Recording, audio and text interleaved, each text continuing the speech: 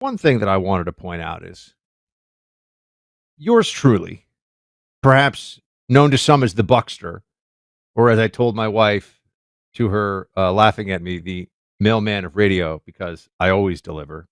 That didn't go. I thought it sounded cooler before it sounded cooler in my head, you know? But one area where I think I've been prescient is that there was never going to be a Michelle Obama for president ticket. This is something that people have talked about for years. As you know, it has come up. I have been asked at cocktail parties, at actual cocktail parties. I don't go to many, especially now that I have a baby, but I do go to a couple here and there. What about Michelle Obama? This was something. And as you know, Clay, I won't get into his point of view on this too much because he's not here to explain it himself. But Clay thought maybe too. And I've just always thought, you know, she doesn't want to do it.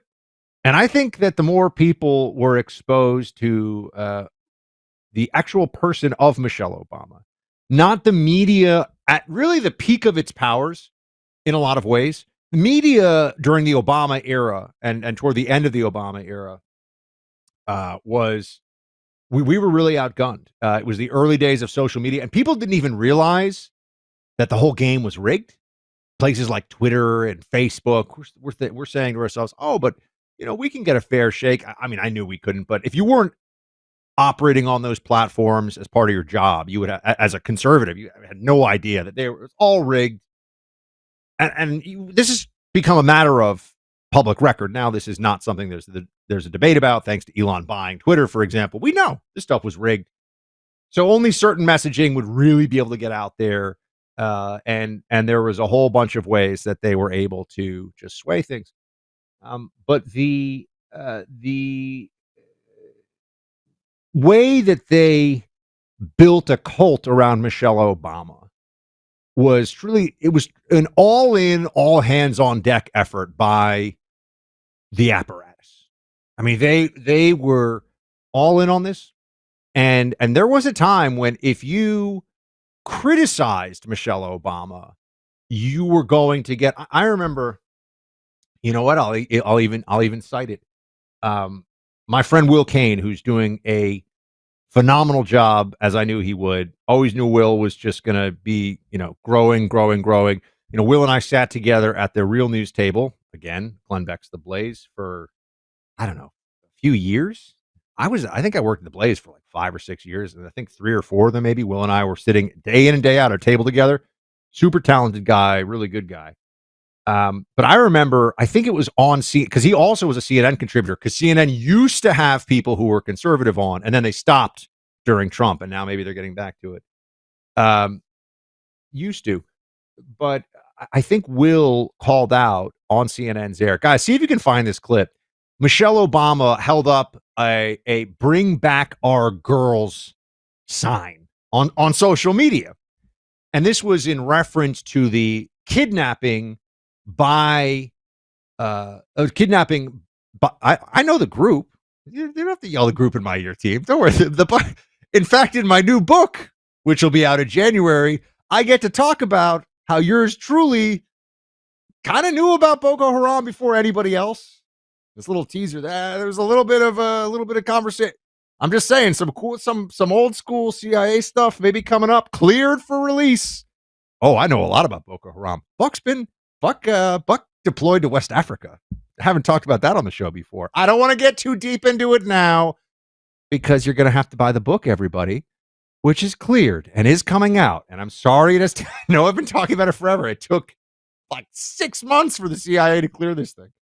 It is cleared, though. And I can talk about that. I actually have some West African expertise.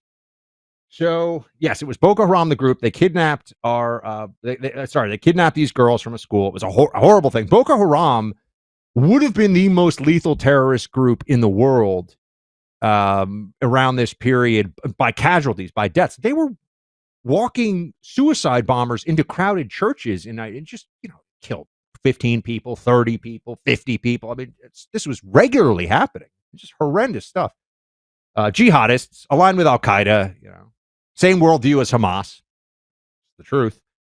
But Boko Haram kidnap these girls. And Michelle Obama held up this Bring Back Our Girls sign. And Will Cain on CNN's air was like, what is this?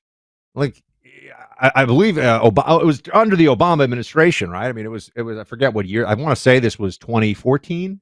If I get that right off the top of my head, that's pretty good. I think it was 2014, maybe 2015. Check that one for me, team. But the whole thing was like, you're posting this on social media. Your husband's the president. Like, have him. We got drones. Like, go get them. Go save them. What do you bring back our girls? And Will pointed this, and CNN, it was Don Lemon. I remember the whole thing. CNN, Don Lemon freaked out over this. How dare you? Don Lemon's a moron, but freaked out over this. How dare you? And I just remember it wasn't that Don Lemon knows nothing about West Africa, Boko Haram, Nigeria, anything, right? I mean, I actually don't think I don't mean this as exaggeration. I don't think that if you gave a map of Africa to him, he could find Nigeria on a map. I truly don't think that he could. But yeah, now I get to tell you guys, because I wasn't able to before, that my actual first portfolio before I moved to Iraq in the CIA was Africa stuff, was in Africa, particularly West Africa. So, yay, get to talk about it finally. And there's more than that. It's not just, don't worry, in the book, there's more than just like, so I learned about this place. Spent some time over there. But back to Will, Don Lemon, Michelle Obama, this whole situation. The cult of Michelle Obama was so strong that everybody knew if she stepped into the arena, if she got political on something and you said anything, they all attacked, right? It was, oh my gosh, how dare you, Michelle Obama. And it even went beyond that. It went beyond that to this bizarre, was I right on the year, guys? The Bring Back Our Girls thing, was it 2014? I was right, 2014. That's pretty good. I'm getting old, and for me to pull 11 years ago off the top of my head, this is pretty good recall. I'm just gonna say a little pat on the back. Maybe I am the radio mailman. My wife is like, stop it. Like, you're just you're not helping yourself. Gary's listening right now. She's on the road. So there was this time when you couldn't criticize Michelle Obama. And you also had to say that she was, the most brilliant first lady of all time, the most beautiful first lady of all time, the most incredible. And all we would ever hear about was how wonderful she was. And if you had any, even if you were like, I don't want to hear about it, I don't really, it reminded me on a much lesser level. They did this with Ruth Bader Ginsburg too. They just created this whole cult, which, by the way, kind of blew up in their faces because Ruth Bader Ginsburg refused to retire. And so, as we know, another Supreme Court seat for Trump. But they created this cult where we were watching workout videos of Ruth Bader, and adults were saying things like, wow, like, look at her throw that kettlebell around. She's like a tiny ancient woman who's got like a 5-pound weight max, maybe a 2-pound weight in her hands. I'm glad that she's trying to be healthy, but I'm supposed to be impressed by this. This is insane. This is real. You can find these videos. You think I'm exaggerating, but no, the Buckster always knows. And on the Michelle Obama thing, I've just always been a doubter of not just of her running for president, but I think that the more people would see of Michelle Obama without the media's creation of the greatest, most beautiful, most brilliant, most perfect first lady, or really person ever, even more perfect than Barack Obama, if that was even possible. But, if you worked at CBS or you worked at the New York Times, that was the party line. Michelle Obama, most amazing person to have ever lived. Here she is, where you get to actually learn about the real Michelle Obama. She's talking about women and giving birth to children and your womb. I want you to listen in to the former first lady here on a podcast, because now she has to do podcasts too. This is cut 3. Play it. So many men have no idea about what women go through, right? We haven't been researched, we haven't been considered, and it still affects the way a lot of male lawmakers, a lot of male politicians, a lot of male religious leaders think about the issue of choice as if it's just about the fetus, the baby, but women's reproductive health is about our life. It's about this whole complicated reproductive system that does the least of what it does is produce life. It's a very important thing that it does. Okay. You heard the quote, and that was the end of the clip. I want you to hear the quote. She's a woman, and she's saying, the least important thing that the female reproductive system does is produce life. The least important thing. I mean,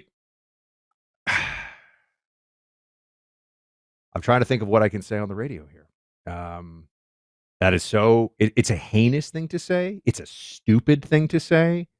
But it's also an illuminating thing for Michelle Obama to say. Just like so much of what we have been subjected to, whether it was the Fauci worship and the CDC and the NIH and NIAID, or Joe Biden sharp as attack, or Trump is Hitler, or whatever, another mirage that I think has, as they all should, evaporated as the light of truth is allowed in and people can see for themselves. Michelle Obama is not bright and is not a very good person, at least when it comes to public policy. That is one of the ugliest things I've heard a person say on any podcast in a long time. Just like an expert on women. Oh, I'm a man, so I can't know about these things.